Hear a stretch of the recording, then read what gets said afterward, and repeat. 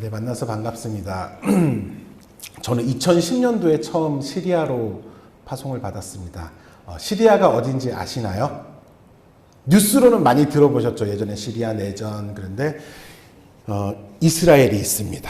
그리고 이스라엘 옆에는 바다고요. 지중해 바다고요. 이스라엘이 있고 옆 나라가 요르단입니다. 그리고 그 위에 나라가 시리아 이렇게 돼 있습니다. 그리고 이 시리아로 갔었는데요.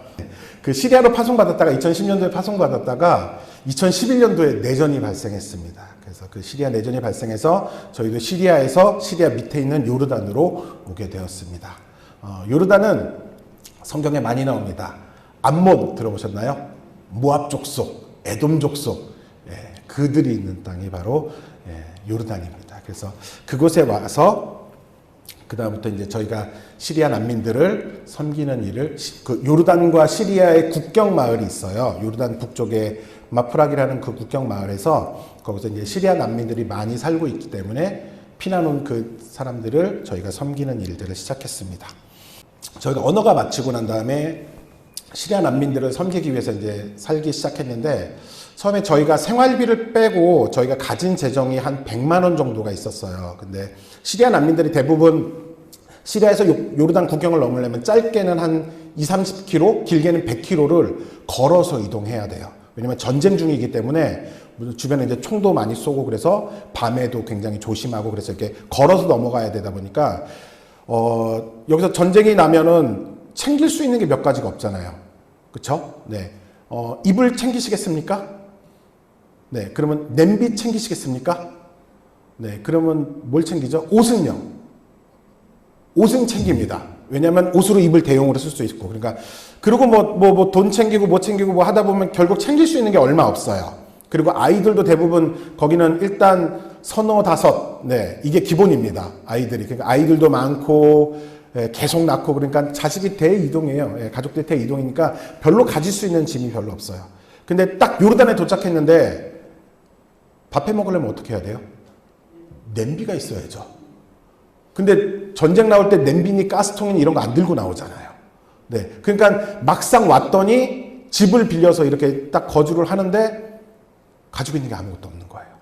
그래서 이제 그런 사람들을 돕기 위해서 저희들이 이제 난민 사역들을 시작하게 됐는데 처음에 가진 재정이 100만 원밖에 없었어요. 그래서 필요한 뭐 생필품들을 사고 이거 가지고 나눠줘야지라고 이제 나눠주기 시작했습니다. 근데 저희 지역에만 해도 몇만 명의 사람들이 살고 있었기 때문에 그리고 저희가 가정 방문을 가서 물건만 나눠주고 오는 게 아니라 그들과 얘기하고 이렇게 하다 보니까 100만 원이라는 돈이 사실 얼마 아니면 다 없어져요. 그런데 100만 원이 떨어지기 전에 스위스에 있던 어떤 단체를 통해서 저희가 지원을 받게 됐어요. 제가 영어도 잘 못하고요. 네, 스위스는 독일어를 쓰는데 독일어는 구텐모르겐 아침 인사 하나 외에는 전혀 모릅니다. 그런데 연결이 됐어요. 그리고 매달 지원이 됐는데 그 재정이 저희가 한 달 동안 시리아 난민들을 도울 수 있는 그 정도의 재정이 매달 지원이 되기 시작했습니다. 그래서 한 달 지원받고 물건 사서 나눠주고 또 방문하고 복음 전하고 이런 일들을 2달, 3달 계속 하다 보니까 처음엔 너무 감사했어요. 하나님 매달 채워주시는 은혜가 너무 감사했는데 시간이 지나다 보니까 좀 마음이 쫄리기 시작하는 거예요. 왜냐하면 다음 달에 돈이 안 들어오면 이 사람들한테 더 이상 지원을 해줄 수가 없는 거잖아요. 그리고 물건을 한 달 주고 끝날 게 아닌 거예요. 왜냐하면 음식은 이번 달 주고 다음 달 되면 없잖아요. 그러니까 계속 나눠주니까 다음 달 봐 아니면 2주 뒤에 봐라고 얘기를 했지만 그 뒤에 못 가면 이 사람들은 진짜 굶는 거예요. 그때는 유엔에서도 지원되기 전이었거든요. 네. 그러니까 이 사람들이랑 점점 친해지고 이 사람들에 대해서 더 알아가면 알아갈수록 부담감이 제가 갖기 시작하는 거예요. 그러니까 이제 마음이 쫄리는 거죠. 그래서 다음 달에 또 이제 물건 다 떨어졌는데 그러면 그때 들어오고 떨어졌는데 그때 되면 들어오고 그러니까 마음이 쫄리기 시작해서 하나님께 기도했습니다. 하나님 매달 지원해 주셔서 감사합니다. 그런데 매달 하니까 제 마음이 좀 쫄리네요. 하나님 3개월만 땡겨주시면 안 될까요?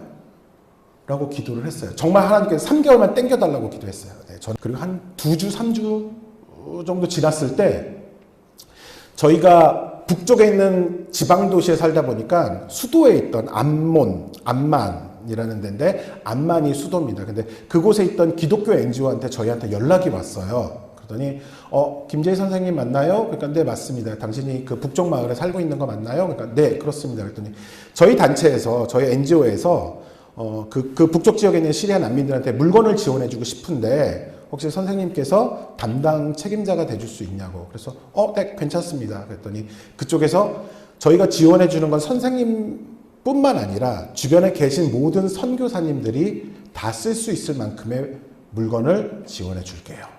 그래서 네, 많은 물품을 지원받을 수 있게 됐습니다. 그러면서 그런데 저희가 NGO랑 일을 하는 거기 때문에 계약서를 작성해야 되는데 괜찮으신가요? 그래서 네 괜찮습니다. 그랬더니 그쪽에서 계약서는 3개월 단위로 작성해야 돼요.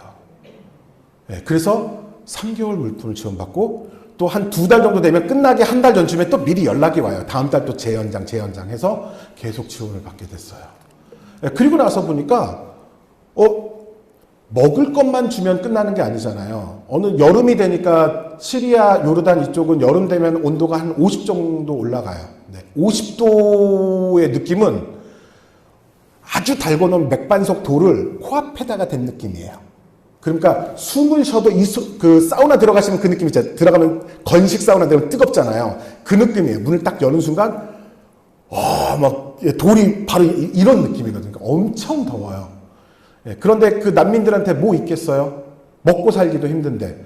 그래서 여름 되니 너무 더우니까 하나님 냉장고요. 아니 그 선풍기요라고 기도하면 선풍기가 와요. 그리고 어느 집 가니까 냉장고도 없어요. 그러니까 냉장고 없으면 물건을 놓을 수가 없잖아요. 그런데 냉장고 필요하다고 기도하면 또 냉장고가 생기고 나중에 되다 보니까 기도를 안 하고 이런 거 필요하네. 그러면 연락이 와요. 그래서 그런 것들을 지원할 수 있게 됐어요. 그러니까 기도만 하면 응답이 되는 거예요. 그리고 또 한 1년 정도 지나다 보니까 이 사람들이 점점 얼굴이 말라가는 거예요. 왜냐하면 맨날 빵만 먹고 맨날 통조림만 먹고 이렇게 살다 보니까 야채를 잘 안 먹게 되잖아요. 그러니까 비타민 결핍들이 보이더라고요. 한 1년 정도 지나니까 1년 전 사진하고 너무 다른 거예요. 그래서 야채가 필요한데 딱 그랬는데 어떤 한 NGO에서 농장을 운영하고 있었는데 그해 풍작이 된 거예요. 그래서 다 팔지를 못하는 거예요. 그래가지고 저희한테 물건 줄 테니까 가져가라고. 그래서 야채들을 보내줘서 그거 가지고 난민들 나눠주고. 그렇게 하나님한테 이렇게 계속 채워지는 거예요. 그래서 계속 기도만 하면 다 채워져요. 그래서 이제 제가 말씀드리면 저는 좀 살짝 못된 사람이에요. 그래가지고 본성이 못돼가지고 갑자기 머리가 돌기 시작했어. 기도하면 응답되네. 그러면 하고 저희의 필요도 하나님께 기도했어요. 하나님 난민들한테 이거 필요하고요. 저도 이게 필요합니다. 지금 주십시오. 자, 주셨을까요? 안 주셨을까요? 네? 네? 안 주셨어요? 그때 알게 됐어요. 제가 기도하는 능력이 있었던 게 아니고 난민한테 주님이 필요하니까 주신 거지 제가 그곳에 서 있으니까 사용됐던 도구였지 저한테 능력이 있는 게 아니었더라고요. 네. 그리고 한 1년 정도, 2년 정도 지나고 난 다음에 이제 저희가 방문하면 이제 복음을 전하잖아요. 물건만 나눠주지 않고 이제 복음을 전합니다. 근데 안 들어요. 이 사람들이 복음을 들어주는 이유는 들어주는 거죠. 우리가 물건을 주고 하니까 외국인과 관계를 맺기 위해서 하는 거지. 이 사람들이 마음이 열려서 듣는 게 아니에요. 그게 딱 보여요. 처음에는 복음 듣으니까 너무 신나는데 시간이 지나다 보니까 아닌 거예요. 그게 너무 많이 보였는데 한 1년 반, 2년쯤 지난 다음에 어떤 집을 갔는데 주인 아저씨가 누워있는 거예요. 보통 한국이랑 문화가 되게 비슷해요. 그래서 손님 오면 문 밖에 나와서 맞이하고 들어와서 같이 차 마시고 그렇게 대화하는 예절이 있는 문화거든요. 근데 주인 아저씨가 안 나오는 거예요. 그래서 제 마음속으로 생각해서 저는 예절을 굉장히 중요하십니다. 특별히 시리아 난민들이 예절을 안 지키는 사람들은 대부분 끝이 안 좋았어요. 저희 뒤통수를 치고 간다든가 그런 게 너무 많았기 때문에 이 아저씨도 저한테 그날 방문할 때 바로 찍혔죠. 아저씨가 왜 이래? 그런데 기분이 상한 상태로 이제 들어갔어요. 집에 딱 들어갔는데 알고 봤더니 이 아저씨가 이쪽 팔이 여기까지밖에 안 올라가는 사람이었던 거예요. 그러니까 딱 들어가서 누워 있는데 제가 조금 전에 나쁜 마음을 먹었잖아요. 이놈의 이게 못된 인간이 막 그러고 있었는데 그 얘기를 들으니까 아, 나 선교사인데 왜 국률함도 없냐. 막 그러면서 이제 또 안타까운 거예요. 그래서 미안한 마음에 엎드려. 그리고 이제 내가 마사지 좀 해줄게. 제가 마사지를 할 수 있는 건 아니고 그냥 등만 이렇게 주물러 주는 거예요. 네, 그렇게 해서. 근데 그냥 마사지 하기 좀 그렇잖아요. 그래서 입으로 그냥 예수의 이름으로 이러고 등 마사지를 하고 있었죠. 네. 네. 그리고 이제 한 10분 정도, 5분? 뭐 조금, 5분, 조금 10분 사이에 이렇게 하고 있는데 이 아저씨가 이러는 거예요. 제이야, 됐어, 괜찮아, 다 나았어. 그러는 거예요. 아멘 하시면 안 돼요. 안 믿어요. 그런 사기성을 말해야 돼. 그런 일들 되게 많거든요. 예. 나 다 나았어. 괜찮아. 네 덕분이야. 그러면서 제 등치는 애들이 너무 많거든요. 네, 그래서 안 믿어요. 예. 아니야, 괜찮아. 그리고 또 그런 게 있어요. 이게 마사지를 하면, 우리도 그러잖아요. 만약에 손주, 손녀가 막 마사지 해주면, 아직도 뻐근하지만 힘들까봐. 괜찮아. 그러잖아요. 예. 그거랑 똑같은 거예요. 예. 그래서 보통 거기도 그러거든요. 그래서 그냥 괜찮아. 그러길래 아니야, 나 아직 힘 더 있어. 더 마사지 해줄게. 그리고 마사지를 하는데 갑자기 이 아저씨가 이쪽 팔이 아프다 그랬잖아요. 이쪽 팔을 뚝 들면서 됐어. 다 나았다니까? 그리고 팔이 올라간 거예요. 누가 제일 놀랐을까요? 저죠. 네. 갑자기 이상한 일이 일어나 버렸으니까. 네. 그리고 저랑 같이 팀으로 같이 가는 선교사님이 있었는데 제가 이제 병이 나버린 거예요. 그래서 깜짝 놀래가지고 야, 진짜 났어? 그러니까 났대요. 그럼 쭉 올리는 거예요. 그러더니 야, 누가 낫겠어? 그랬더니 제이가 그런 거예요. 그래서 아니야, 내가 누구의 이름으로 얘기했어? 예수님? 그랬더니 예수님이 낫게 한 거야. 그랬더니 그 자리에서 복음을 전하고 성경 공부가 시작됐어요. 여기서 성경 공부라는 의미에 대해서 그냥 우리 맨날 하는 성경 공부니까 이렇게 생각하시면은 요 근처에 어디 절 유명한 데 있나요? 네, 뭐 어디 절이 있으면 거기 스님이 복음 듣고 예수 믿기로 작정한 거예요. 그럼 이슬람 문화적으로 완전 평생을 무슬림으로서 살았고 이슬람에 대해서 배웠던 사람이 그렇게 안 바뀌거든요. 몇 년간 복음을 전해도 안 밀렸는데 복음을 들은 거예요. 그래서 성경 공부가 시작됐어요. 또 다음 주에 다른 집을 갔는데 아픈 사람이 또 있네. 어떻겠습니까? 엎드려 기도했습니다. 병이 나았어요. 또 성경 공부가 시작됐어요. 다음 주에 희한하게 또 병자가 있는 거예요. 가는 집마다 병자가 낫고 또 성경 공부가 시작됐어요. 와, 첫 주에는 병이 나았을 때 저희가 사막을 횡단해서 가서 텐트에 있는 시리아 난민집을 갔었는데 돌아오는 길이 깜깜해요. 아무것도 안 보여요. 그냥 길만 있고 불이 하나도 없는데 중간에 저랑 다른 선교사님이랑 같이 차를 딱 세워놓고 둘이서 사막 가운데서 막 소리 질렀어요. 너무 감격하고 흥분돼가지고. 그래서 성경 공부가 시작되는데 이 사람들이 듣는 태도가 틀린 거예요. 들어주는 게 아니야. 알고 싶은 거야, 그 예수님이. 그래서 막 사막에 소리쳤어요. 2주쯤 되니까 제 손에서 저에게 능력이 있는 것 같아요. 3주쯤 되니까 막 장풍이 나갈 것 같은 거야. 우와! 야, 근데 이제 며칠 지나고 이제 3주 지나고 이제 좀 있다가 아내가 아프다는 거예요. 어떻게 했을까요? 와봐. 엎드려. 그거 기도했습니다. 예수 이름으로. 났을까요? 안 났을까요? 안 났습니다. 아니에요. 정성껏 했어요. 예. 그 얼마나 자신만만했겠습니까? 얼마나 믿음이 충만하겠습니까? 그렇게 했는데 안 났어요. 그때 동일하게 아까랑 같은 걸 배웠어요. 내게 능력이 있어서가 아니라 하나님이 이 영혼을 회복시키기 위해서 주님께서 일하시는 건데 제가 하려고 했던 거예요. 그리고 몇 번 쓰임 받았다고 내가 그런 줄 착각하는 거죠. 주인이 아니었던 거죠. 그러다 보니까 지금 사역이 점점 늘어나기 시작하는 거예요. NG에서 재정 지원을 받았죠. 그 다음에 이제 병자도 났죠. 막 성경 공부도 시작되죠. 그러니까 점점 바빠지기 시작하고 점점 많은 사람을 만나게 되고 사역이 점점 바빠지기 시작하는 거예요. 근데 시간이 지나다 보니까 지쳐가기 시작하는 거예요. 난민들 만나서 성경 공부도 하지만 그들의 얘기를 듣는데 주로 하는 내용들이 뭐냐면 가족 죽은 얘기, 시리아에서 가족 죽은 얘기, 지금 얼마나 힘든지, 그리고 고통당하는 얘기, 아픈 얘기들. 시리아에서 사람 죽는 얘기는요, 그냥 죽는 게 아니에요. 정말 너무 잔인하게 죽여요. 본보기 삼으려고 사람 회를 뜨는 것도 있었어요. 뼈랑 살을 발골한 사람도 있었어요. 뭐 그런 거를 보고 자기 집 앞에 난민이 총 맞아서 쓰러졌는데 또 나가면 쓰러지니까 바로 앞에 그냥 시체를 그냥 널브러져 놓고 집안에서 덜덜덜 떨고 있고, 이런 얘기들을 듣는데 어떻겠어요? 그리고 한국말도 아니고 아랍어로 얘기하니까 열심히 집중해서 들어야지 이해를 하잖아요. 그러니까 그런 얘기를 듣고 나면 집에서 자고 있으면 밤에 그 꿈을 꿔요.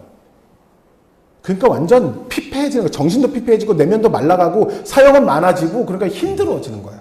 그러니까 바깥에 일하다 들어오면 지치니까 집에서 애들이 아빠 그러면 미안, 나 피곤해. 짜증이 나기 시작하고 스트레스가 화가, 그리고 이 사람이 제대로 물건을 받았는지 사기치는지 맨날 생각해야 되니까 맨날 의심하게 되고, 그러니까 속에 분노가 쌓이더라고요. 그러다 보니까 사역은 점점 잘 되는데 집안은 엉망인 거예요. 제 내면은 엉망이 돼버리는 거예요. 이게 맞는 건가요? 저는 한국에서 전도사 생활하고 이러면서 그런 분들을 많이 봤어요. 교회는 크고 목회는 잘하고 선교사님 중에도 선교는 잘하시는데 내면이 이미 굳어져서 그게 당연한 건 줄 알았어요. 근데 이렇게 메마른 다음에 이제 회복을 해야겠는데 어떻게 해야 될지 모르겠는 거예요. 제가 전도사 했을 때는 학생부 맡고 이럴 때는 이런 얘기를 했어요. 아이들한테 저 힘들어요. 선생님들 저 힘들어요. 뭐 영적으로 침체됐어요. 그러면 뭐라고 얘기하냐면 기도하세요. 말씀 보세요. 그렇게 얘기했거든요. 저도 그곳에서 회복하기 위해서 말씀을 더 보기 시작하고 더 많이 기도하기 시작했습니다. 회복됐을까요? 목사님 눈치 보지 마시고 회복이 됐을까요? 안 됐을까요? 고개로만 표현해 주세요. 목사님 앞에 계셔서 안 보입니다. 안 되더라고요. 회복이 되는데 이전보다 조금 괜찮아진 거지 옛날처럼 국률한 마음이 나와서 다시 사역이 되지는 않더라고요. 그냥 화를 내는 걸 좀 참을 수 있는 수준은 되지 온전히 옛날처럼 회복되지가 않더라고요. 그때 느낌은 진짜 난 이렇게 가는 거구나. 하나님 일 열심히 하지만 이렇게 나는 망가져 버리는 거구나. 그냥 그러는 줄 알았어요.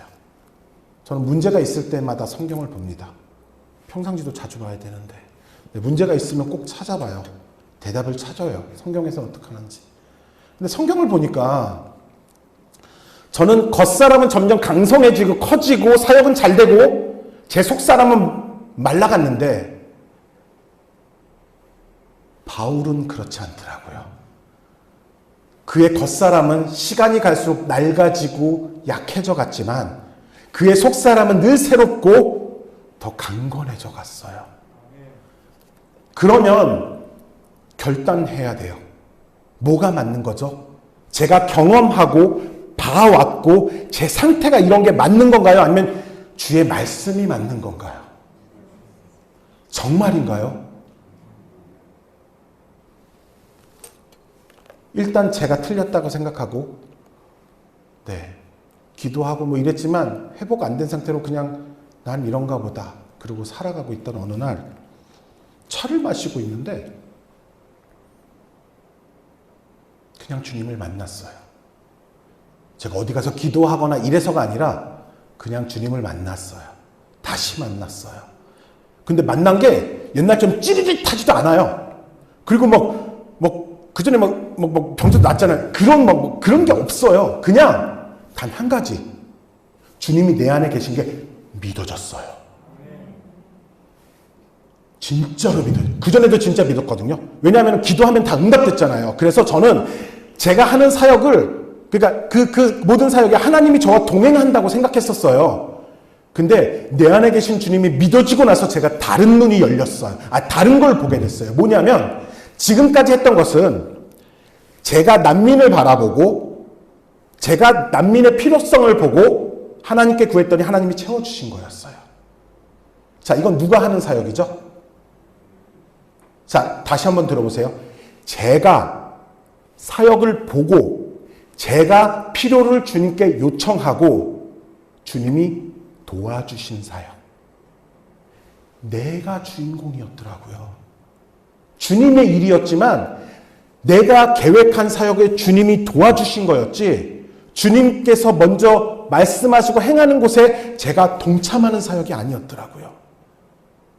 근데 성경을 보니까 성경의 사람들은 자기가 계획해서 일들이 시작된 게 아니라 예를 들면 아브라함, 이삭을 바칠 때 누가 먼저 시작했죠?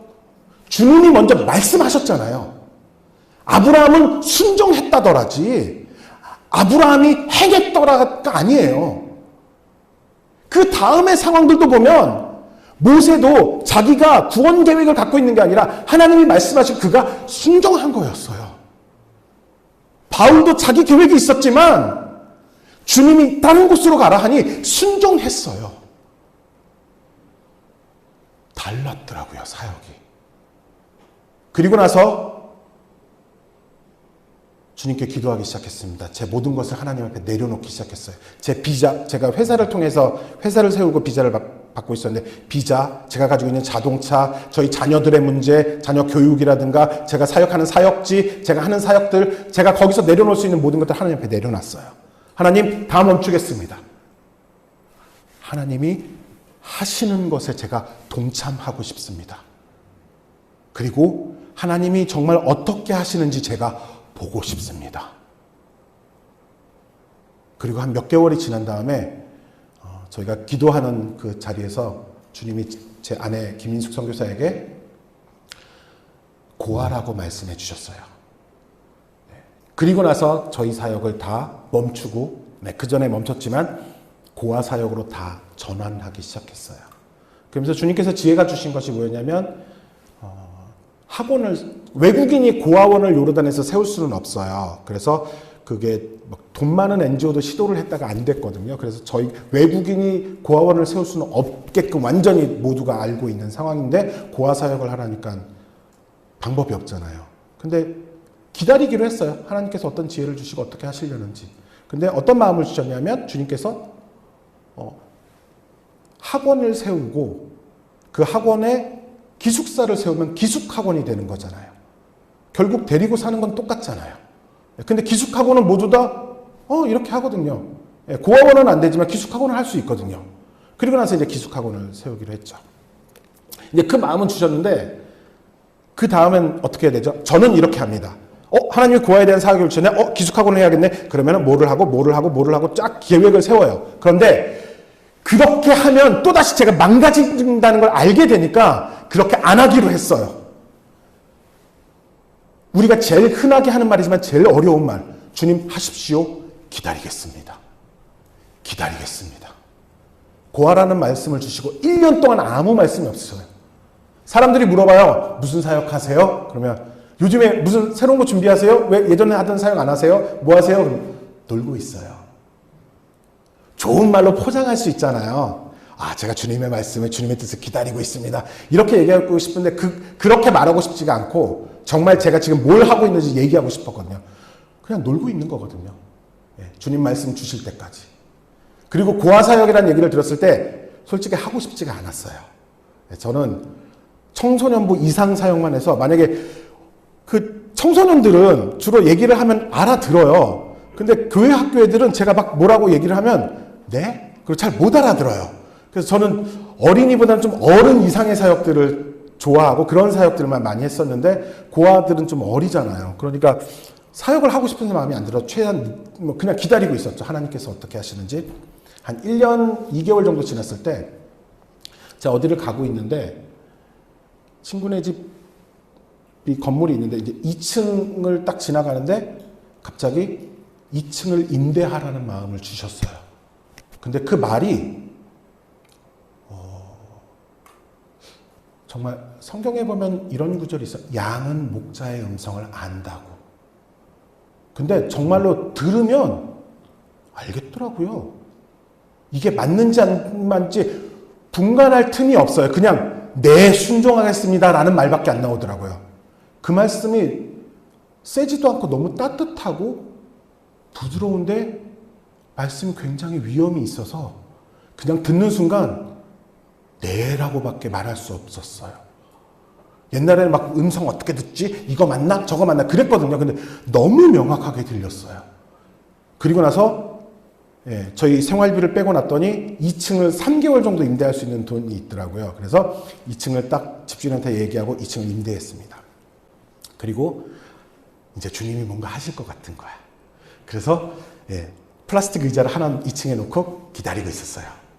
갑자기 1층 임대하라는 마음이 딱 들린 거예요. 그리고 나서 1층을 임대하려고 보니까 집주인이 1층은 공사를 해야 되니까 1년치 월세를 미리 주면 자기가 그걸 가지고 임대를 해주겠다는 거예요. 근데 돈이 없잖아요. 자, 그럼 어떻게 해야 될까요? 돈이 없으니까 기다려야죠. 모금해야 되는 게 아니고 기다려야죠. 그분이 말씀하시면 그분이 알아서 하셔야 될 거잖아요. 그리고 기다렸어요. 기다렸더니 제가 날짜를 써놨는데 9월 1일 날 집주인한테 얘기를 했는데 9월 16일 날 저희 지역에 계신 한 선교사님이 저한테 오더니 김재희 선생님 기도하는데 하나님이 이 돈 선생님 드리래요. 그리고 돈을 주셨어요. 근데 그 돈이 1층 임대 1년치 임대료의 절반이었어요. 기뻤을까요? 안 기뻤을까요? 안 기뻤습니다. 아직 절반이 안 채워졌으니까. 저는 그래요. 네, 항상 의심하고, 저는 주님도 항상 의심합니다. 네, 이렇게 믿음이 없어요. 네. 그리고 이제 있는데 또 기다리고 있었죠. 하나님이 어떻게 하시는지. 그랬더니 28일 날 제가 요르단에 있는 주일날은 이제 암만에 있는 한인교회에 출석하는데 거기에 어떤 선생님이 계세요. 그 선생님은 저랑 약간 스타일이 달라요. 우리 교회도 그런 분들 계시잖아요. 얘기를 했는데 내 스타일이 아니야. 그래서 그분이 농담하면은 저는 좀 별로 그 농담이 별로 웃기지가 않아요. 근데 그분은 저를 보면 너무 재수 없어 해요.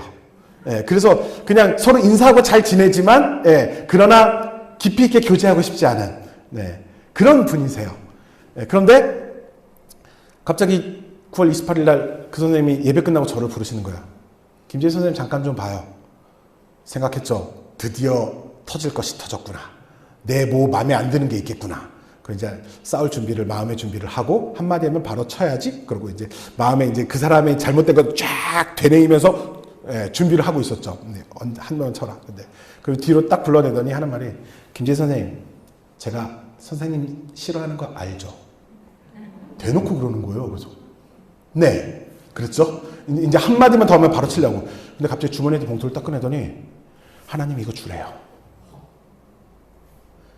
딱 잡는 순간 두께 딱 느껴지죠? 이게 얼마일지. 절반이었어요. 그 나머지. 근데 그분이 뭐라고 말씀하시냐면 그분이 사실은 이제 저에게 나중에 이제 얘기했지만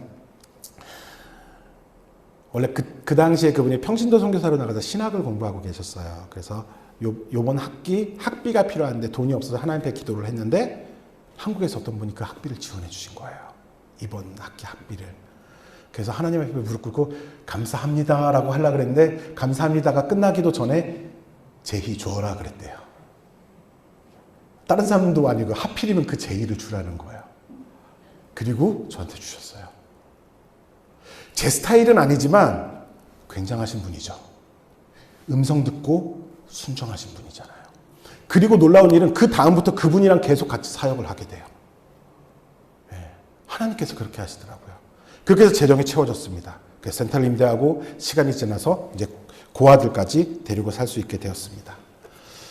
근데 제가 지금 우리가 함께 나누고 싶은 얘기는 하나님이 정말 필요한 것에 일하시고 하나님 일하십니다, 행하십니다라는 얘기를 하려는 것이 아닙니다. 사실 우리가 함께 나누고 싶은 얘기는 우리 3절 말씀 같이 볼까요?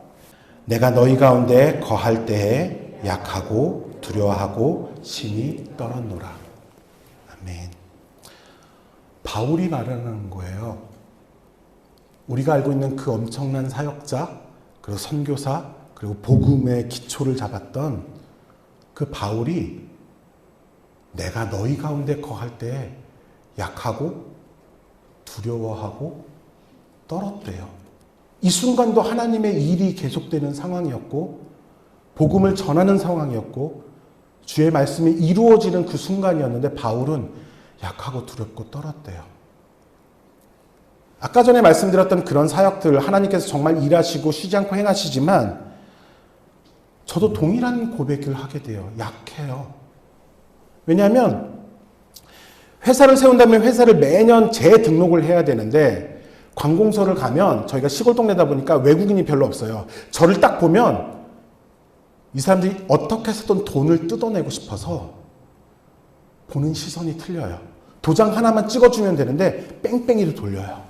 저기 가봐, 저기 가봐. 왜 왔어? 안 와도 되는데 계속 그렇게 힘들게 해서 돈을 뜯어내려고. 그리고 관공서 어떻게 해야 되는지 또 가르쳐주는 사람도 없어요. 저희 지역에서 제가 회사가 이런 회사가 없으니까 그러니까 막 힘든 거예요. 그리고 나서 어떻게 해야 되지? 여기서는 등록을 어떻게 해야 되지? 그러고 있어서 한참 서 있어요. 그리고 하나님께 기도해요. 하나님 길을 열어주세요. 길을 열어주세요. 그러면 그냥 모르겠어요. 한참 서 있다가 그냥 관공서 뒤에 의자에 그냥 앉아요. 그러면 어떤 사람이 와요. 이런 사람이 와서 앉아서 뭐 필요한 거 있어? 그래서 나 회사 이거 해야 되는데 어떻게 해야 될지 모르겠다고. 근데 그 사람이 담당자였어요. 그래서 하나님께서 길을 열어주시고 항상 문제를 해결해 주시고 열어주시지만 저는 그렇게 해결돼서 감사한 느낌보다는 그 서 있었던 그 덜덜덜덜 떨었던 그 느낌, 어떻게 해야 될지 모르는 막막함, 관공서 사람들 갈 때마다 하나님 길을 열어주세요, 길을 열어주세요. 그 느낌밖에 없는 거예요. 그리고 저희가 시골 지역에 살다 보니까 저희 애들이 갈 만한 학교가 없어요. 그래서 처음에는 현지 학교를 보냈다가 안식년 때 한국에 있는 학교 1년 다녔습니다. 저는 저희 애들이 그렇게 환하게 웃는 모습을 처음 봤어요. 그날. 우리 애들이 이렇게 깔깔대는 아이들이었구나. 눌려있느니라고 몰랐던 거죠. 현지 애들한테. 그리고 나서 요르단 돌아와서 애들이 학교 못 다니겠다고, 현지 학교. 산업 반대를 할 수가 없어서 홈스쿨링을 시작했어요. 집에서 공부 가르치는데 집에서 그냥 EBS 영상 받아서 틀어주고 문제집 풀고 그게 다였어요. 할 줄 아는 게 없어서. 그러니까 저희는 사역한다고 사역하고 있지만 애들은 그냥 그렇게 공부하고 있는 거예요. 1시간 반만 나가면 수도에는 선교사 자녀 학교가 있어요. 근데 그곳으로 우리가 이사를 가면 이 사역은 할 수가 없잖아요. 주님이 또 여기 있으라고 말씀을 주셨기 때문에. 그러니까 한숨이 나오는 거예요. 나는 뭐 하는 거지? 이게 선교사로서는 남들한테 이렇게 얘기할 수 있을지 모르지만 아빠로서는 엉망진창이잖아요. 그러니까 그런 거예요. 그리고 감사하게도 작년에 저희가 한국에 잠깐 들어왔을 때 저희 아이들이 한국에 있는 대안학교랑 연결돼서 그쪽에 가게 되었습니다. 기숙학교라서 감사하게도 잘 가게 됐는데 그리고 나서 제가 몸은 이러지만 이것보다 한 10kg 빠질 때가 있었습니다. 작년이었습니다. 애들 두고 왔더니 살이 쫙 빠지더라고요. 애들 보고 싶어서. 와. 근데 너무 감사하게 저는 슬프잖아요. 근데 애들을 두고 오니까 작년에 고아들을 만났어요. 예. 애들 한국에 두고 딱 돌아오자마자 어느 집 방문을 갔는데 그 집에 고아들이 있더라고요. 딱 보는 순간 얘네들이구나 싶은 마음이 딱 들었어요. 제 마음이 확 열리더라고요. 그리고 그 아이들이랑 살기 시작했어요. 근데 살기 시작하는데 어느 날 한국에서 전화가 왔어요. 저희 딸이 코로나 걸려가지고 밤에 열이 나는 거예요. 어떻게 해야 되냐고. 그래서 뭐 무슨 약을 먹어 챙겨 먹어 막 그러고 전화를 하고 있죠. 근데 이 고아 애들은 잠깐만 있어 나 전화 좀 할게. 그리고 이제 전화 통화를 하는데 저쪽 방에서 애들은 막 4명의 고아랑 저희가 살고 있는데 그 4명이 남매예요. 지들끼리 싸우고 있는 거야. 이 방에서 저 방으로 가는 그 순간 야, 나 뭐냐? 우리 애들은 이러고 있는데 나는 여기서 이러고 있냐? 막 한숨이 나오더라고요. 그리고 작년에 고아이들을 만나고 건물을 임대하고 이제 다 준비하고 이제 살기 시작했습니다. 하나님한테 기도했어요. 하나님, 우리 고아들에게 좋은 물건 좀 이렇게 놓게 해주세요. 그리고 이제 소파도 놓고 막 그러는데 아이들을 데리고 온 첫날 애들 같이 시간을 보내고 밤에 재웠죠. 그리고 아내가 울더라고요. 너무 힘들어서. 그리고 5일 지나고 제가 저희는 일주일 기숙학원이잖아요. 그러니까 5일은 저희가 데리고 있고 이틀은 친척 집에 보냅니다. 왜냐하면 선교사들은 아직까지 요르단엔 추방이 있어서 저희가 추방당하면 이 고아들이 문제잖아요. 갑자기. 그래서 친척들과 계속 관계를 맺게 하기 위해서 이틀은 다시 보내요. 5일 딱 같이 있고 나서 친척집에 보낸 다음에 손을 흔들고 돌아와서 방에 왔는데 눈물이 나더라고요. 그냥 너무 힘들어서. 와, 옛날에는 센터 할 때는 저희가 센터도 하고 있는데 센터 할 때는 센터가 힘들었는데 야, 데리고 사니까 24시간 같이 있는 게 정말 힘들더라고요. 하나님께서 말씀하시고 응답하셔서 길들을 열어주시고 하나님 수준의 일들을 하시지만 그거를 실제로 감당하는 우리들은 힘들더라고요. 근데 이게 제 얘기뿐만 아니라 우리 얘기 아닌가요? 믿음으로 산다는 게 시간이 지나면 간증이 되지만 하루하루 사는 거는 그냥 버티고 있는 것 같잖아요. 매일매일이 그냥 버티고 있는 것 같아요. 포기하고 싶어요. 저는 그래요. 하나님, 재정 언제든지 끊어주시면 언제든지 철수하겠습니다. 언제든지 철수할 준비가 돼 있어요. 각오가 돼 있어요. 네. 아니, 기회만 그런데 주님이 저를 너무 잘하셔서 기회를 안 주세요. 네. 그런데 힘들어서 도망가진 않을 거예요. 주님이 말씀하신 게 귀하니까. 아브라함도 그랬잖아요. 자식을 바치라고 말씀하신 다음에 그 걸어가는 3일 길이 얼마나 힘들었겠어요. 아버지로서. 그런데 했잖아요. 꿋꿋이. 그랬더니 주님의 일을 이루셨잖아요. 우리도 말씀 듣고 순종하고 사는 것이 힘들고 버거워요.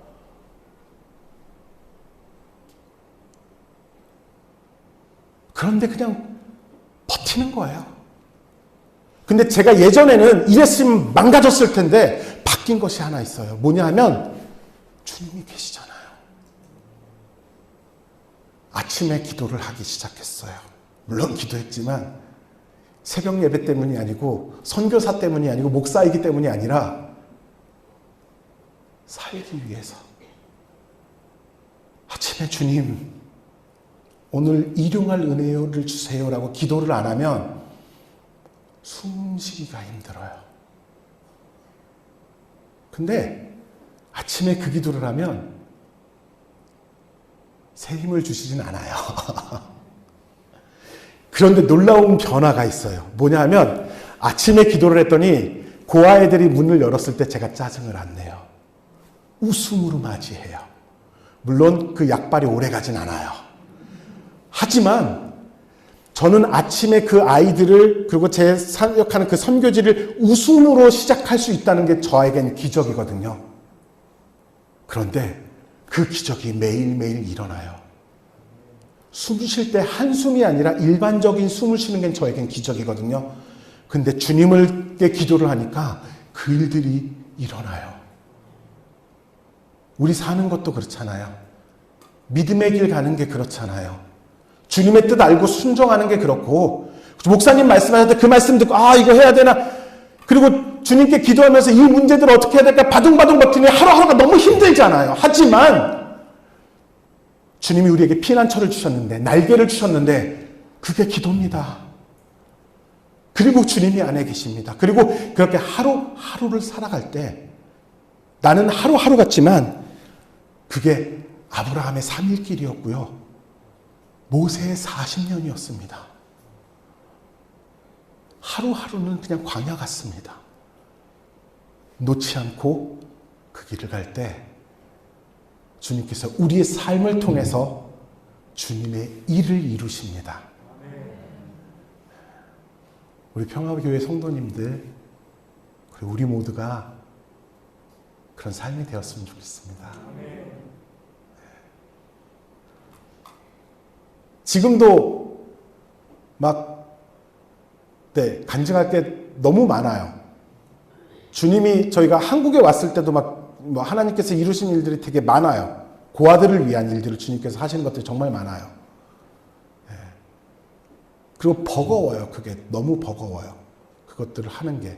그런데 그냥 잡고 쫓아가고 있어요.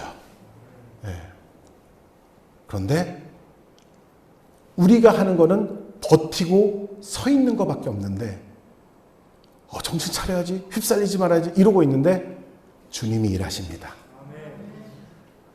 아까 시작할 때 우리가 우리 안에 계신 주님께 기도했죠. 그 주님께서 말씀하시는 것에 그 주님께서 우리 가운데 감동을 주시는 것에 순종하길 원합니다. 우리를 통해서 주님께서 일하십니다. 기도하시겠습니다.